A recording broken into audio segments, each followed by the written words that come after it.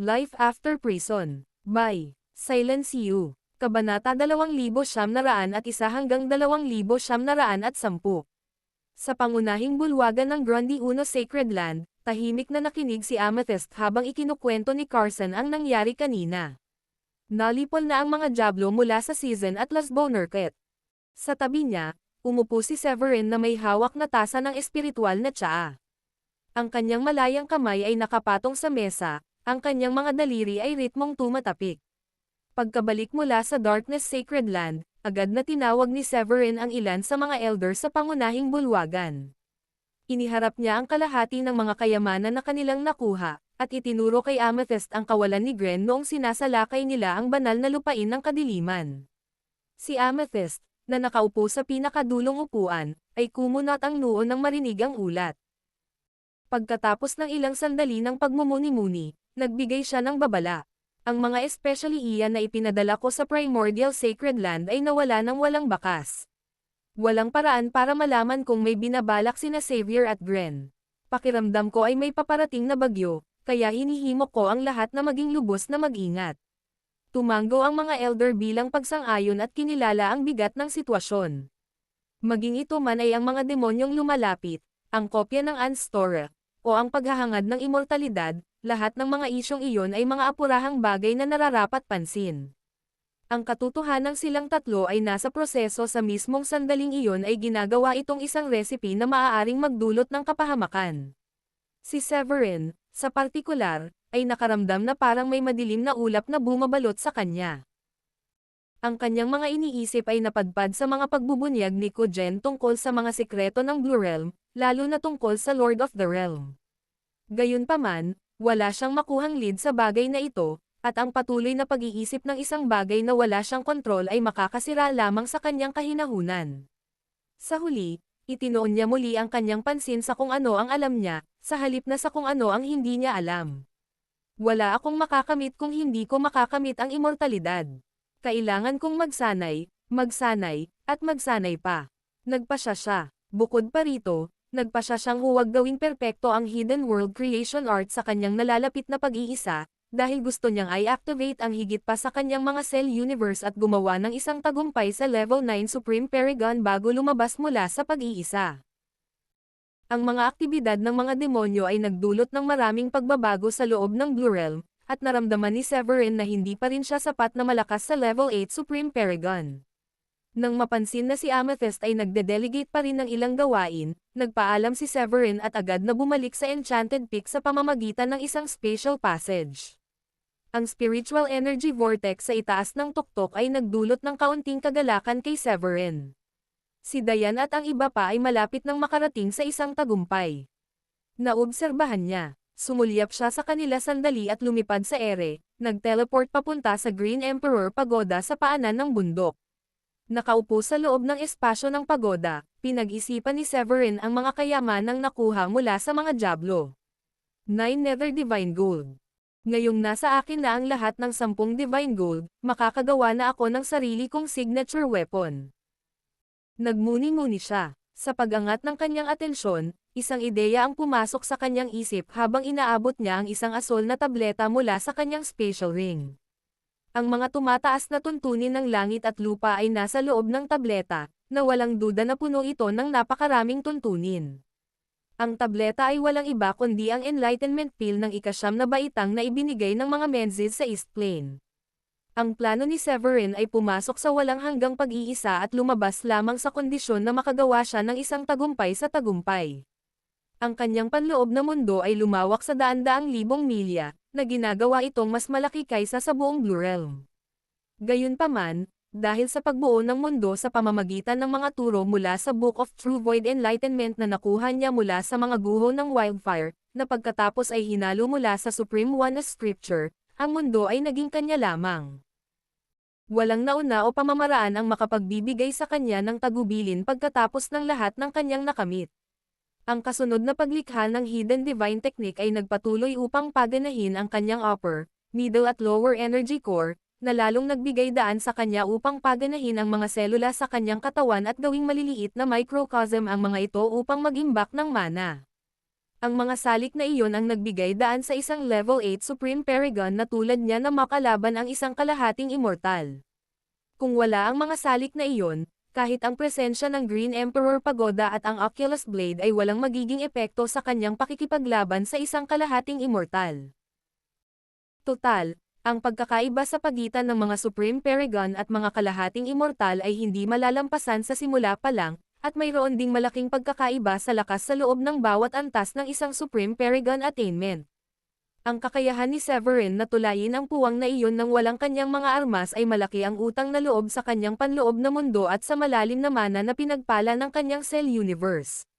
Nang makabawi ng kanyang kahinahunan, mabilis niyang ininom ang 9th grade Enlightenment Pill at sinimulan ang proseso ng kaliwanagan ng tahimik. Habang natutunaw ang tableta sa kanyang tiyan, ang malakas na mga katangiang panggamot nito ay damaloy sa bawat bahagi ng kanyang katawan. Ang mga gininto ang linya sa tableta ay kumikinang ng maliwanag, na lalong bumabalot sa buong pagkatao ni Severin. Sa sandaling iyon, isang matingkad at maraming kulay na tablo ang bumukas sa isipan ni Severin. Tila inihayag ng buong mundo ang hubad nitong kakanyahan tulad ng isang binibining naghuhubad sa harap niya. Ang mga panuntunan ng langit at lupa ay magkakaugnay na parang masalimuot na kadena sa walang laman na espasyo, na nagpapatibay sa mga pundasyon ng langit at lupa. Ang mga patakaran ng 5 elemento, ng balanse, ng pagkawasak, at ng labanan ay sumama sa halos 3,000 iba pa habang nagkakatoto ang mga ito sa harap ni Severin. Pakiramdam niya ay nilalampasan niya ang mga patakaran, at ang pakiramdam na iyon ay nag-iwan sa kanya ng labis na pagkamangha. Tulad ng inaasahan mula sa tabletang ito. Nakakamangha ang epekto. Kailangan kong gamitin ang pagkakataong ito upang maunawaan ang natitirang mga batas ng langit at lupa at kumpletuhin ang lahat ng 3,000 tuntunin sa loob ng aking panloob na mundo. Muling itinoon ni Severin ang kanyang kamalayan, pinatatag ang kanyang paghinga, at inangkla ang kanyang kaluluwa sa loob ng kanyang panloob na kaibuturan. Kasabay nito, bumuhos ang mga bulaklak mula sa kalangitan ng kanyang panloob na mundo habang ang mga sinag ng liwanag ay pumuno sa kalangitan. Nagsimulang lumitaw ang mga malikmata ng mga dragon at phoenix na pumapailan lang. Hindi mabilang na mga buto ng mga patakaran ang lumitaw mula sa kawalan, na naglalabas ng kumikinang na banal na liwanag na mabilis na nagpabago sa kanyang panloob na mundo. Lumabas, ang panloob na mundo ni Severin ay lumawak upang sumaklaw sa daan-daang libong milya matapos niyang maabot ang level 8 Supreme Paragon. Ang mga nilalang sa loob ay unang nakabuo ng kamalayan, at kalaunan ay nagsimula silang matutunan ang paraan ng paggamit sa pamamagitan ng paggamit ng espiritual na enerhiya ng langit at lupa. Habang patuloy na dumarami ang mga patakaran, ang mga banal na liwanag ay nagliwanag sa lumalaking panloob na mundo at nagpasigla sa nakikitang paglago nito. Dumami ang bilang ng mga espiritual na nilalang, pinupuno ang kalangitan ng mga sigaw ng mga crane, mga alulong ng mga unggoy, at ang masiglang aktibidad ng mga hayop. Samantala, habang lumalawak ang mga patakaran sa loob ng kanyang panloob na mundo, itinuro ni Severin ang daloy ng kanyang mana sa mga selula sa buong katawan niya.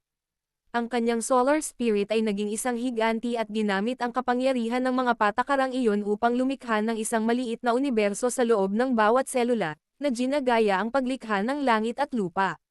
Mula sa 100 milyon, hanggang sa 200 milyon, at pagkatapos ay 300 milyon, nakalikha si Severin ng mga bagong universo sa loob ng daan-daang milyong selula sa loob lamang ng kalahating araw. Ang malawak na reserbang mana sa kanyang katawan ay lalong nadagdagan. Gayunpaman, dahil ang katawan ng tao ay binubuo ng 10 trilyong selula, at ang kasalukuyang bilang ng mga universo ng selula ay nanatiling isang maliit na bahagi lamang ng kabuuan. Sa kabutihang palad para kay Severin, dati niyang na-activate ang 3 trilyong selula, na bumubuo sa 1/5 ng kanyang nilalayon na layunin. Ang kanyang mga reserbang mana ay nakatanggap ng malaking tulong, na higit na nalampasan pa ang mga reserba ng isang level 9 Supreme Paragon ng ilang beses. Habang lumalaki ang bilang ng kanyang mga universo ng selula, ang mana sa loob ng kanyang energy core ay lumaki rin. Sa loob ng pinabilis na mga hangganan ng Green Emperor Pagoda, ang mga buwan ay lumipas na parang mga sandali lamang. Lumipas ang 1 buwan, pagkatapos ay 2, pagkatapos ay 3, hanggang sa wakas ay 6 na buwan na mula nang magtagumpay siya. Sa isang mahalagang araw, si Severin ay nababalot ng liwanag habang nakaupo siyang nakakross ang mga paa at nagmumuni-muni. Ang kanyang banal na pandama ay tumutuon sa mga meridian sa buong katawan niya. Ang solar spirit ni Severin ay nagliwanag sa liwanag ng araw, nagtataboy ng kadiliman at nagbuburin ng mga hadlang sa loob ng cell universe. Nang makumplito ang paglikha ng huling cell universe, ang lahat ng 10 trilyong selula sa loob ng kanyang katawan ay na-activate upang bumuo ng mga microcosm. Ang 10 trilyong universo ng mga selula ay kumikinang na kasing liwanag ng mga bituin sa langit at naghatid ng liwanag nito sa kanyang panloob na mundo. Ang palabas na iyon ay nag-iwan kay Severin na labis na natuwa. Habang natatapos ang paglikha ng mga universo ng mga selula sa loob ng kanyang katawan, isang bigla ang pag-agos ng mana ang dumaloy sa kanya at ang mga patakaran ay pumalibot sa kanya ng may ningning. Sa kanyang panloob na mundo, kung saan ang mga ulap ay nagbubuga at ang mga sinag ng liwanag ay pumupuno sa daan-daang libong milya, isang kahanga-hangang pagbabago ang tila na ipakita. Malinaw na naramdaman ni Severin na ang kanyang kapangyarihan ay dumami ng ilang beses. Panahon na para gumawa ng tagumpay patungo sa Level 9 Supreme Paragon. Bulalas niya habang kinukuha ang 2 tableta mula sa kanyang spatial ring at kinain ang mga ito upang maibalik ang kanyang kapangyarihan. Sumilip sa kanyang energy core, ang pag-activate ng kanyang buong cellular universe ay pumuno sa kanya ng walang hanggang kagalakan. Dahil sa lumalakas na mana na lumalaki sa loob niya, determinado si Severin na huwag palampasin ang pagkakataong iyon para sa pagsulong. Lumitaw ang kanyang solar spirit mula sa kanyang upper energy core at naglakbay sa hindi mabilang na meridian at channel bago tumungo sa panloob na mundo. Sa pamamagitan ng kapangyarihan ng kanyang mga iniisip, ang kanyang solar spirit ay nagkaroon ng isang matayog na anyo, at nababalot sa loob ng maskuladong pangangatawan nito ang umiikot na kapangyarihan ng mga patakaran. Hindi nang ahas si Severin na maliitin ang tagumpay at itinoon ang kanyang mga iniisip patungo sa celestial pitch sa gitna ng kanyang panloob na mundo, na agad niyang napites. Sa isang iglap, nawala ang pitch mula sa orihinal nitong lugar at lumitaw sa mga kamay ni Severin. Nang walang anumang paligoy-ligoy, kinagat niya ang pitch at kinain ito. Pagkarating pa lang ng pitch sa kanyang tiyan ay narinig na niya ang isang kaluskos na parang paputok. Ang espiritual na enerhiya ng langit at lupa ay bumaha sa kanyang katawan ng malakas, dumadaloy sa bawat paa at litid at tumatawid sa kanyang mga meridian. Sa mga sumunod na sandali, isang matinding sakit, na parang 10,000 langgam na apoy na tumutusok sa kanyang laman, ay nagdulot ng isang sigaw ng paghihirap. Sa kabila ng matinding sakit, nanatili si Severin sa isang posisyon na nakakross ang mga paa at mabilis na ginamit ang kanyang mga pamamaraan upang paganahin ang higanteng solar spirit sa loob ng kanyang panloob na mundo. Gamit ang batas bilang kanyang palakol at mga tuntunin bilang kanyang kapangyarihan, hinayaan niya ang higanti na umugoy at durugan ang mga hangganan ng kanyang panloob na mundo sa bawat suntok. Ang bawat pagindayog ay nagpapahintulot sa kanyang panloob na mundo na lumawak ng ilang libong milya. Sumabog ang magma sa sariwang lupa, habang ang mga dilaw na hibla ng enerhiyang lupa ay sumulpat. Gayunpaman, ang mga pagsabog na iyon ay agad na napigilan ng kanyang solar spirit. Ang mga buto ng mga tuntunin ay sumabog sa banal na liwanag, na nagiging mga kadena na nag-uugnay sa langit at lupa at pinagtibay ang kanyang bagong bukas na kaharian. Ang kanyang panloob na mundo ay lumawak sa isang nakakagulat na bilis, na lumampas sa 600,000 milya sa isang iglap lamang. Sa kabila ng napakalaking paglagang ito, si Severin ay nababagabag pa rin ng bottleneck at ang kanyang katawan ay patuloy na sinasaktan ng matinding sakit. Kahit na pangalawang beses na niyang kinakain ang pitch, ang kapangyarihan nito ay sadyang napakalakas, at nagpakawala ito ng isang malakas ngunit nagliliyab na batas na samire sa kanyang buong katawan. Kung mas mahina pa ang pangangatawan ni Severin, siya ay magiging dugo na lamang. Sa kasamaang palad, siya ay nawalan ng pag-asa nang mapagtanto niya na ang kanyang tagumpay ay kulang pa rin kahit na ang kanyang panloob na mundo ay umabot na ng 600,000 milya. Ang kanyang magulo na buhok at mapula-pulang mga mata ay sumasalamin sa kanyang paghihirap habang pinakawalan niya ang isang sinaunang ungol. Gusto ko ang tagumpay ko. Sa sandaling iyon, ang higanteng solar spirit sa loob niya ay ginamit ang palakol nito ng may pagkabaliw, naglabas ng hindi mabilang na mabibigat na hiwa ng liwanag. Ang kanyang panloob na mundo ay nanginig at umalangaw-ngaw ng may nakabibinging pagsabog. Hindi mabilang na magulong enerhiya ang sumiklab kasama ng elemental na enerhiya, na humubog muli sa mundo at lalong nagpalawak ng kanyang teritoryo. Mula sa 700,000 milya, ito ay lumago hanggang sa wakas ay umabot sa 1,000,000 marka. Sa wakas, ang paglawak ay nagbunga ng isang kwalitatibong pagbabago. Nasaksihan ng banal na pandama ni Severin ang mga buto ng mga patakaran na sabay-sabay na nanginginig sa loob ng orihinal na teritoryo ng kanyang panloob na mundo. Pagkatapos, sumabog ang hindi mabilang na mga kadena ng kaayusan, na binasag ang kawalan habang ang mga ito ay sumulpat mula sa kanyang panloob na mundo. Higit sa lahat, ang mahabang ilog ng panahon, na kalahati na lamang ang natitira sa daloy nito, ay sumabog ng may kapangyarihang nakapangangilabot na kapwa nakakatakot at nakakapangilabot sa kaluluwa.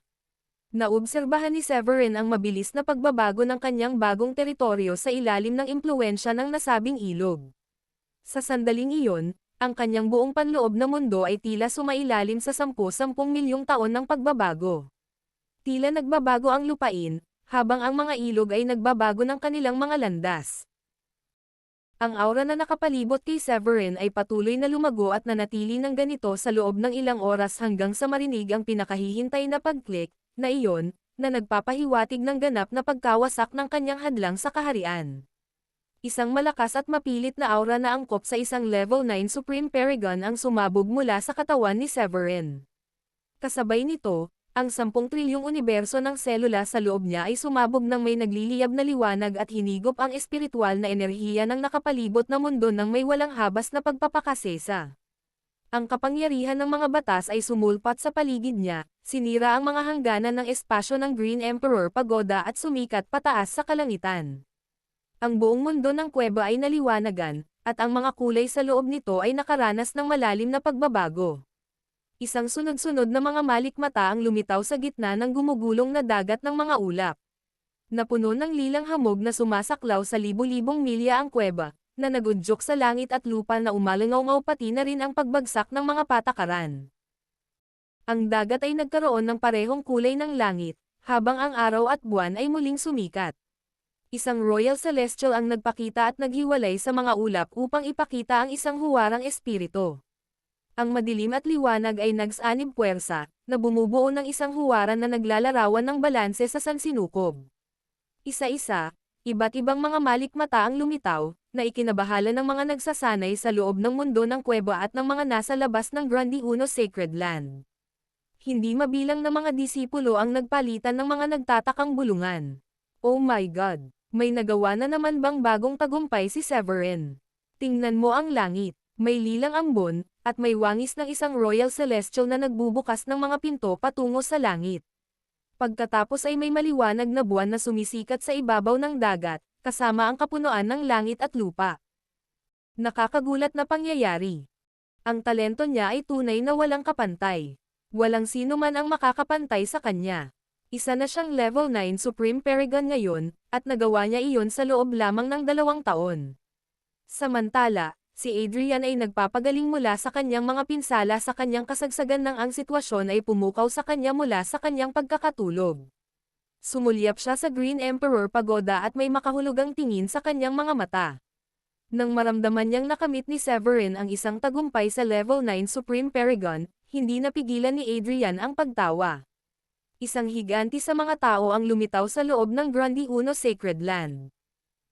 Nakompleto na ang 10 trilyong universo ng selula ni Severin, at malapit na rin sa pagiging perpekto ang kanyang pisikal na anyo.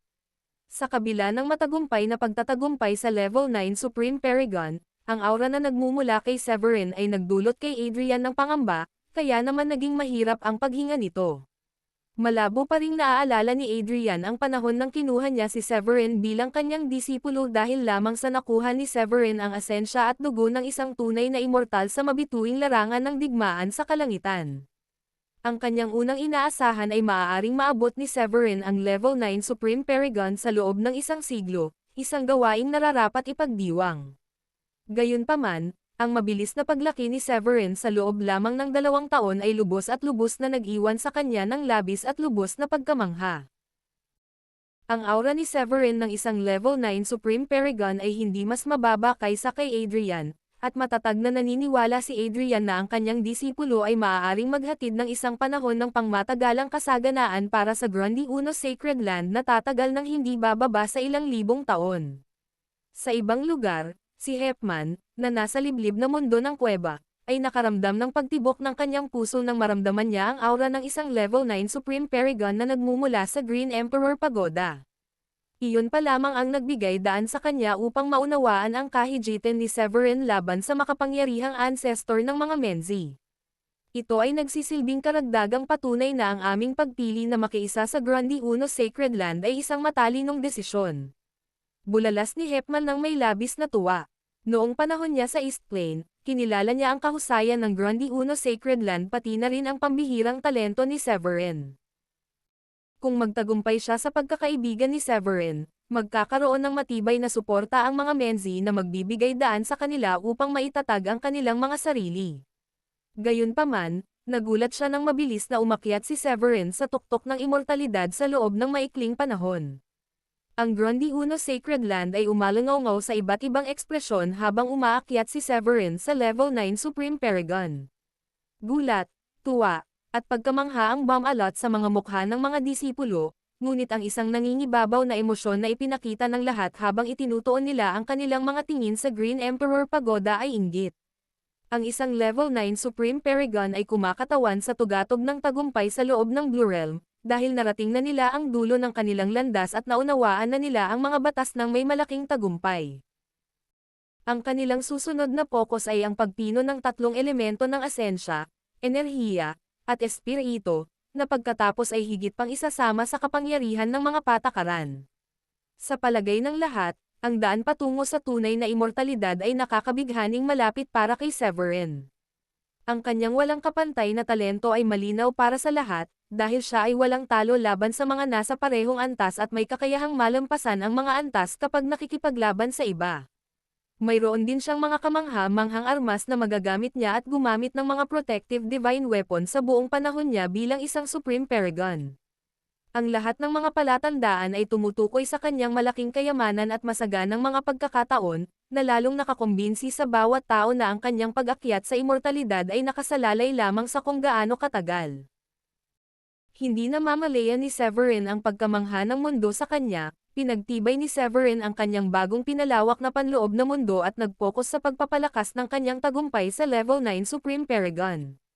Walang katapusang lumakas ang kanyang mana matapos ang kanyang tagumpay, at ang pagkumpleto ng kanyang 10 trilyong cell universe ay nagbukas ng daan para sa ganap na paggamit ng kanyang kakayahang lumikha ng isang bagay mula sa wala.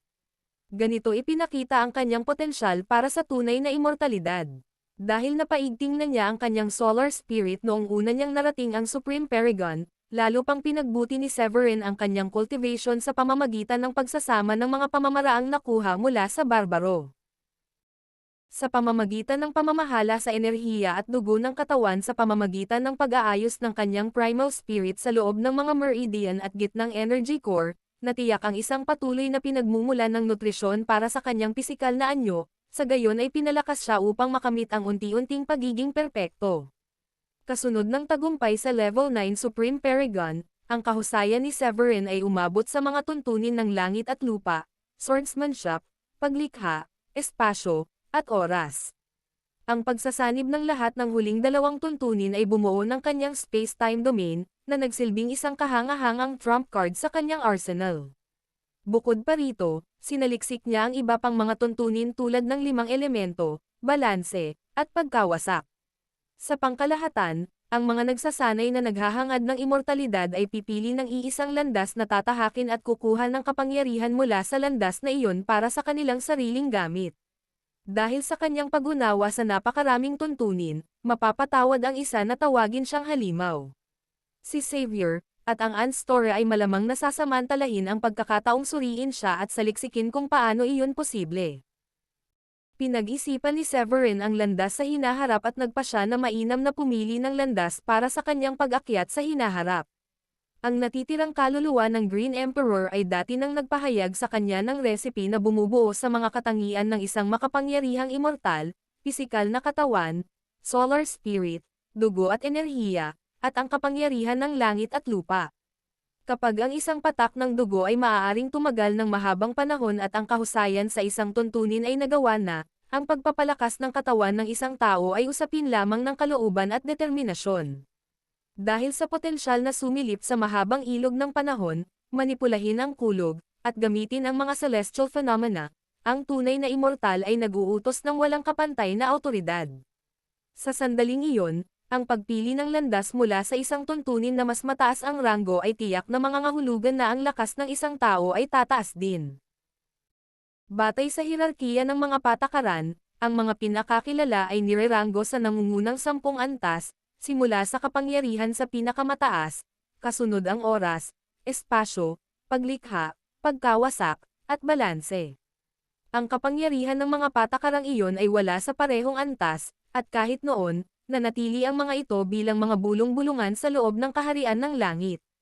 Kung ang isang tunay na immortal ay pumili ng isang patakaran at lubos itong madaig, maaari na silang tawaging parang isang Royal Celestial. Batay sa ibinahagi ng natitirang kaluluwa ng Green Emperor, mayroong ilang mala-royal na immortal kahit nasa Celestial Realm.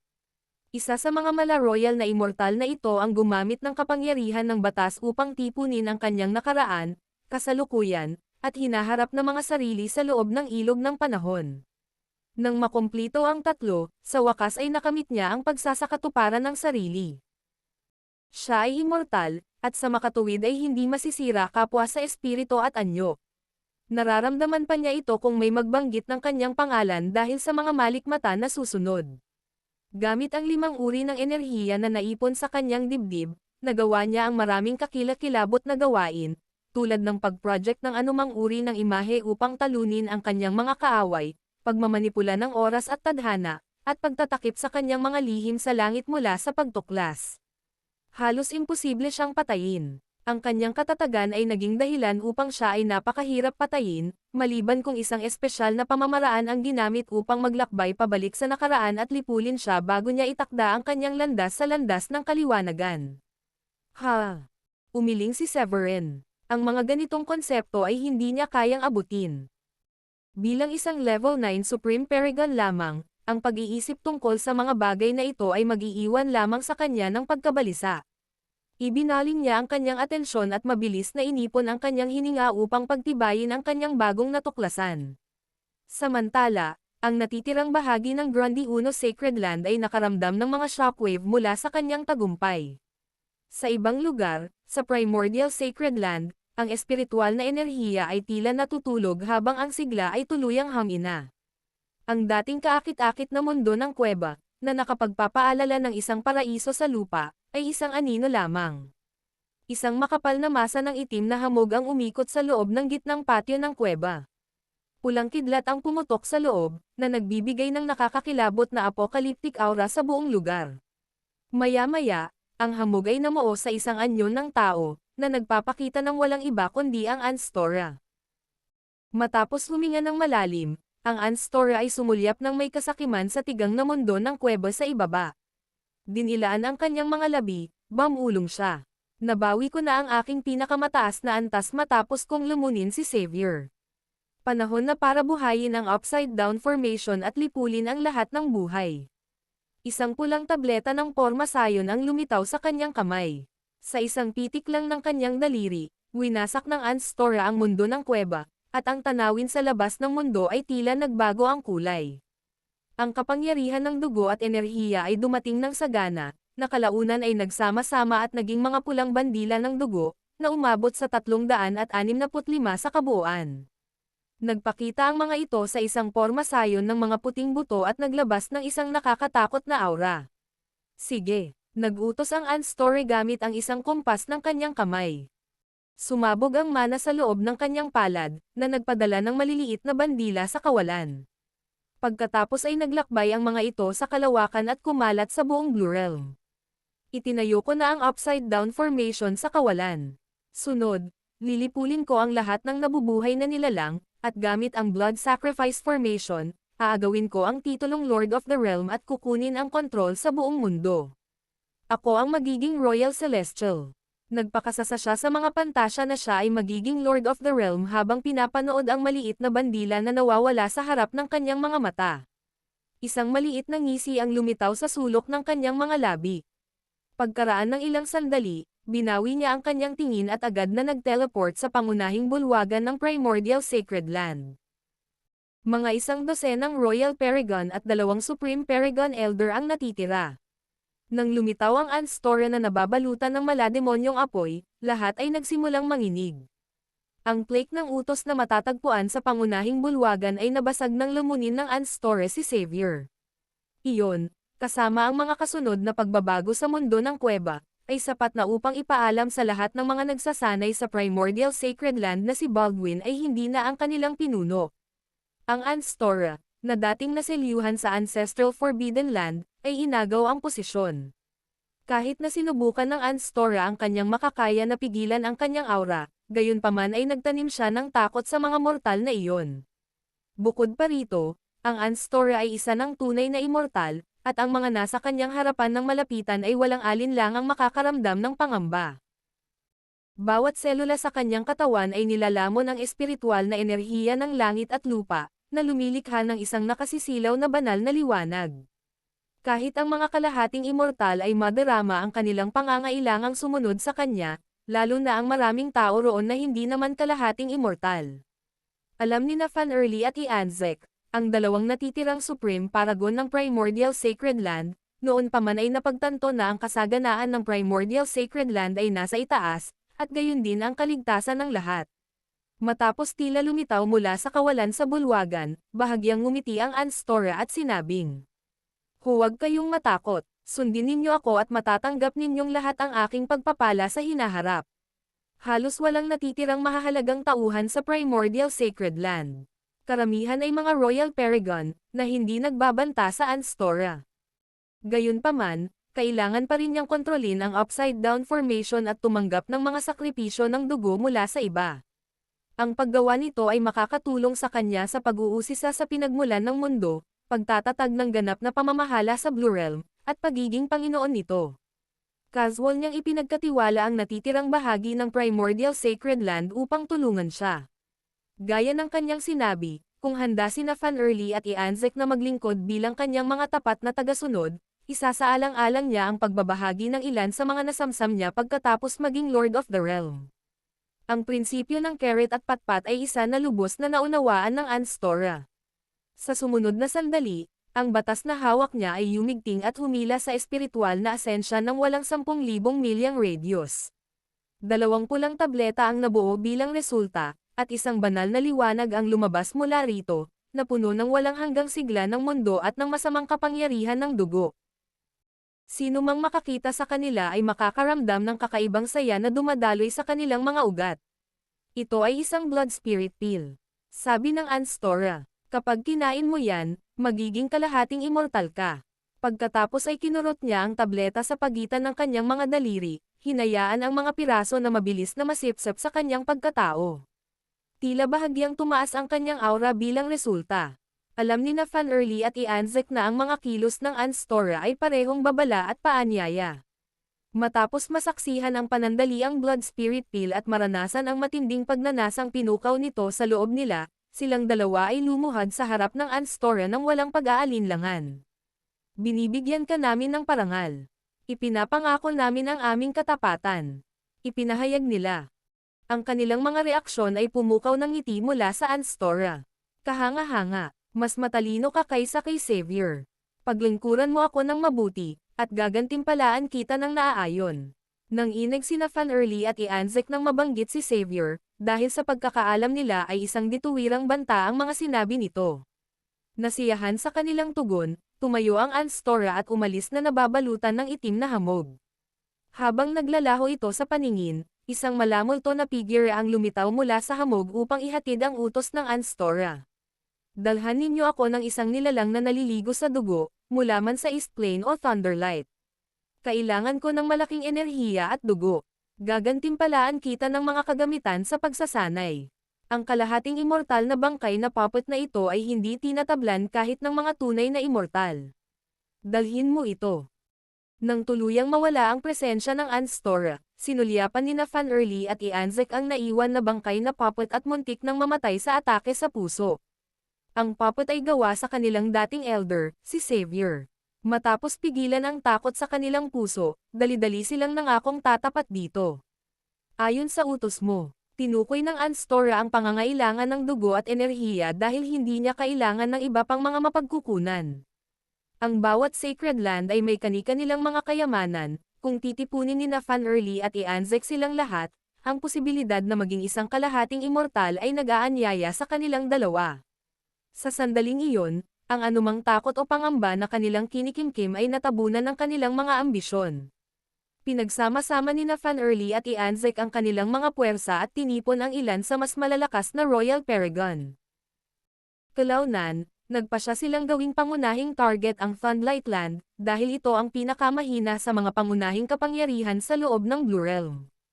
3 na lamang ang natitirang mga pinunong monsteroid simula nang bumagsak ang mga Dragonoid.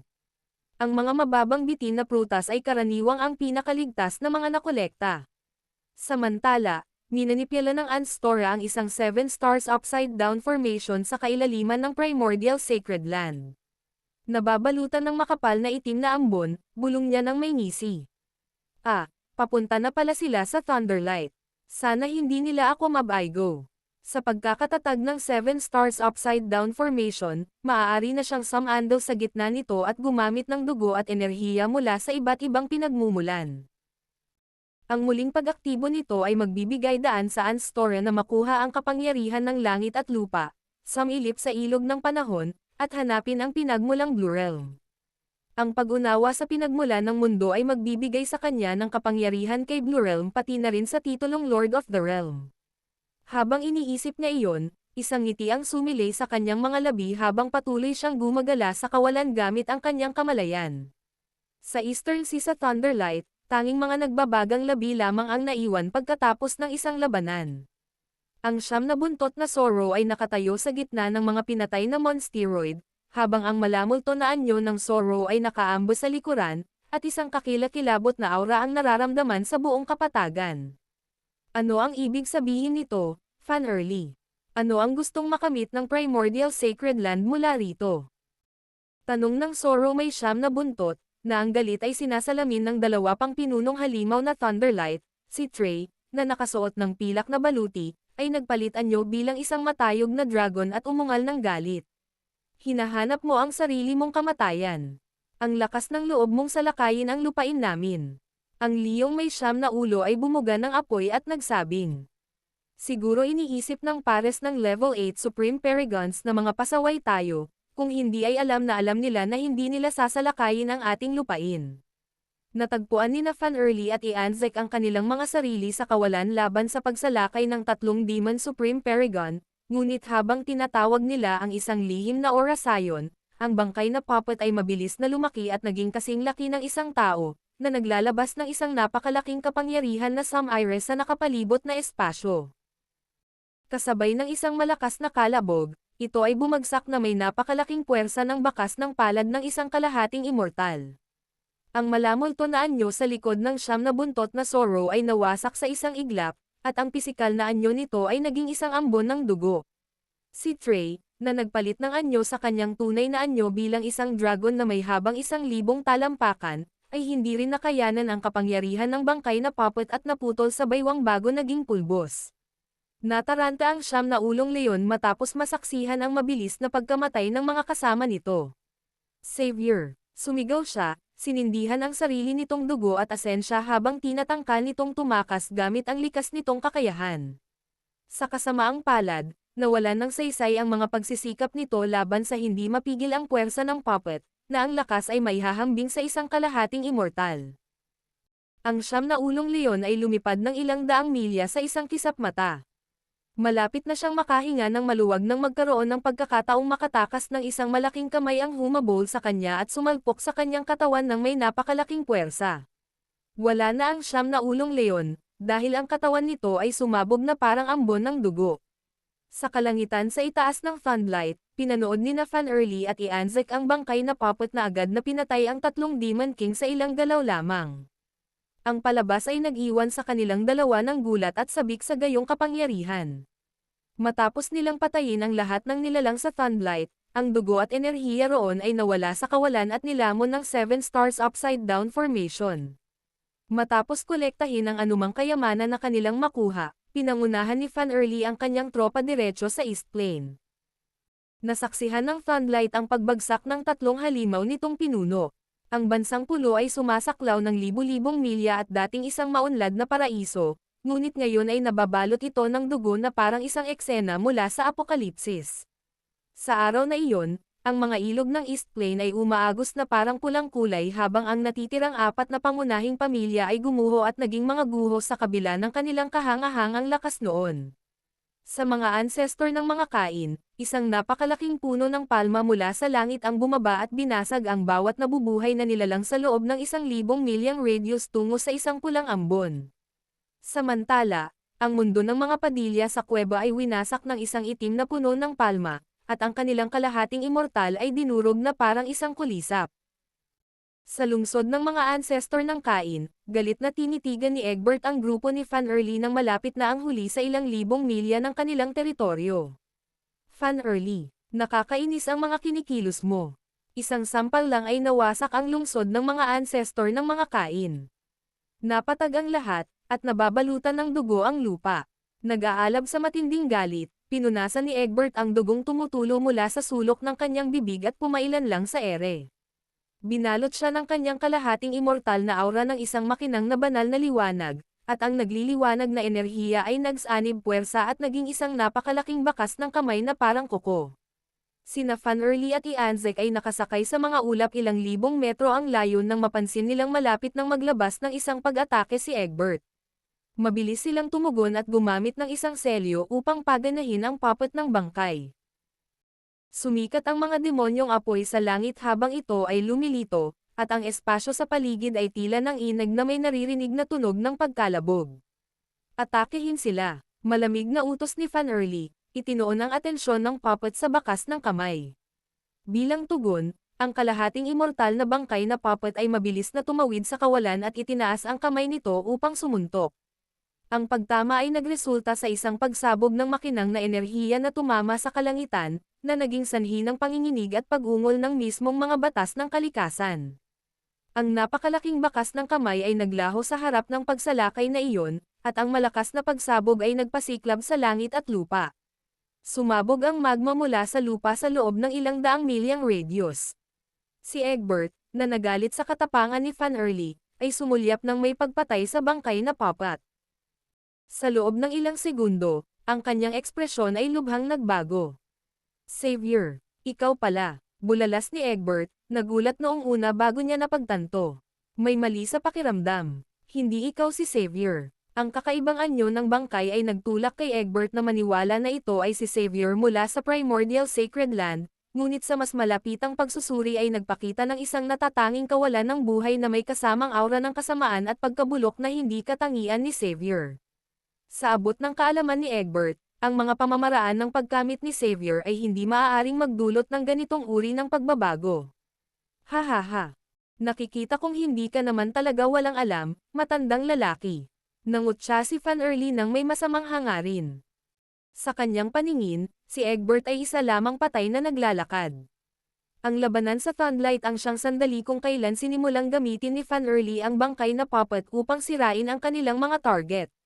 Maging ang mga gar ng East Plain, na ang lahi ay umabot ng libu-libong taon, ay nasaksihan ang kanilang kalahating immortal na pagbagsak ng puppet bago pa man may handa ang isang maayos na depensa. Lalabanan kita hanggang dulo. Nagngingit-ngit si Egbert at umungol nang maramdaman niya ang malabisyo na kapit ng puppet ng bangkay na humihigpit sa kanya. Sa sandaling iyon, alam niyang hindi na niya kayang makatakas. Kaya naman, itinulak ni Egbert ang kanyang sarili, ginamit ang 5 Elements Escape Technique upang buksan ang puwang at direktang sumugod sa puppet ng bangkay. Kasabay nito, ginamit niya ang Protective Divine Weapon ng kanyang ancestor na kilala bilang Black Dragon Alt, isang relikya na nabuo mula sa banal na ginto pati na rin ang kaluluwa ng isang tunay na dragon na may 5 kuko na pinatay ng isa sa kanilang ancestor.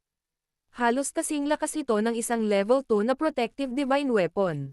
Nang ilabas ni Egbert ang Black Dragon Alt, Ang maitim na lilang liwanag nito ay nagsimulang pumutok habang hinihigop nito ang espiritual na enerhiya ng langit at lupa.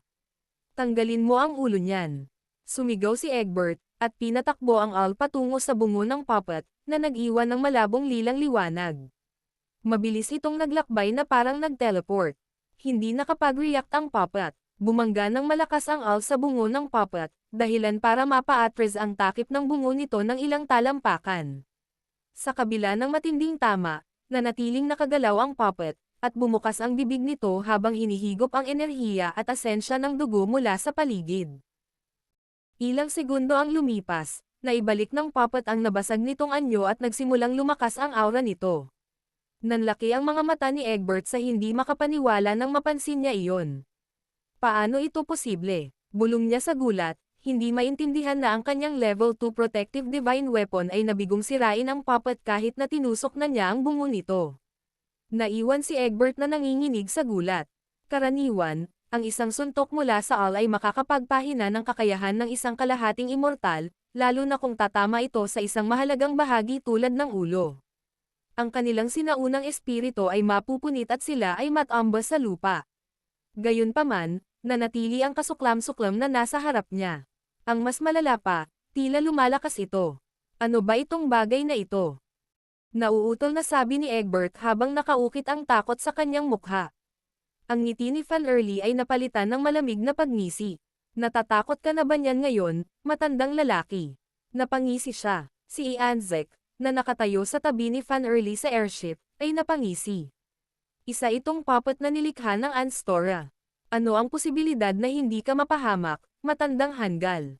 Maaari ka naming pag-isipang palayain kung susuko ka ngayon din at tatanggapin ang alok ng Anstora. Nagbanta si Ianzek, lumaban ka, at ikaw ay magiging isa na namang puppet. Mas nakakagulat pa ang bawat revelasyon kaysa sa nauna. Dahil sa maraming siglo ng kaalaman bilang isang kalahating immortal, mabilis niyang nahinuha na ang Anstora ay nakawala na sa selyo.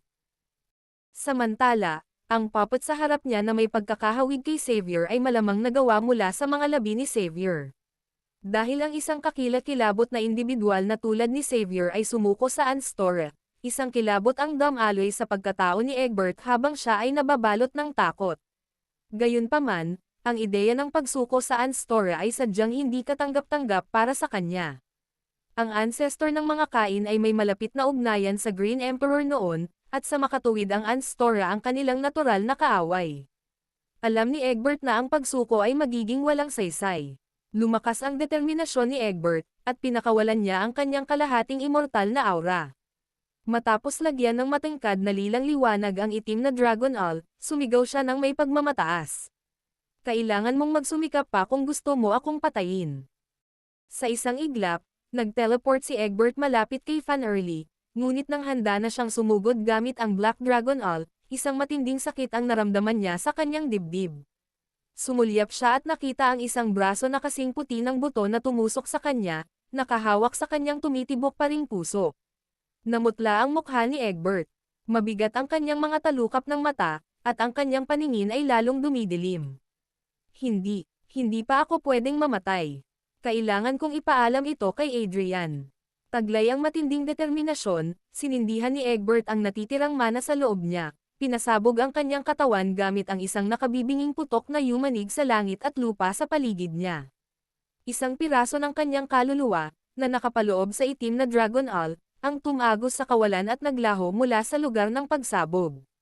Sa paanan ng Enchanted Peak, si Severin ay nasa loob pa rin ng Green Emperor Pagoda. Dahan-dahan niyang ibinaba ang kanyang mga braso at huminga ng palabas bago ipinadala ang kanyang banal na pandama sa kanyang katawan. Isang ngiti ang sumilay sa kanyang mga labi nang sa wakas ay nakumpirma niyang nakarating na siya sa level 9 Supreme Paragon. Sa wakas, isa na akong level 9 Supreme Paragon. Natuwa si Severin. Nagsimula siya bilang isang mababang cultivator noong una siyang dumating sa Blue Realm, at inabot siya ng ilang taon bago niya naabot ang kahangahangang katayuan na pinaghirapan niyang makamit. Sa wakas, naramdaman niya na sa wakas ay nakakuha na siya ng lakas upang protektahan ang kanyang sarili. Sa pagkayom ng kanyang kamao, ang kanyang maputlang balat ay nagsimulang magningning na may banal na liwanag. Mga kapangyarihang sapat na malakas upang patagin ang mga bundok at bahagyang mga dagat ang dumagsa sa loob niya. Namangha si Severin sa kanyang bagong tuklas na lakas at sinabing, ang mga selula ko ay naging mga universo ng selula at ang aking panloob na mundo ay umabot na sa 1,000,000 milyang marka. Ang natitira na lang gawin ay ang mangako sa isang landas, gawing perpekto ang aking pangangatawan at mana, at umakyat sa immortalidad. Sa kasamaang palad, panandalian lamang ang kanyang kagalakan nang manginig ang flake ng jade sa kanyang baywang. May ipinarating na apurahang mensahe si Amethyst sa kanya. Nasa ilalim ng panganib ang East Plain. Muling bumangon ang Anstora. Pumunta kayo agad sa pangunahing bulwagan.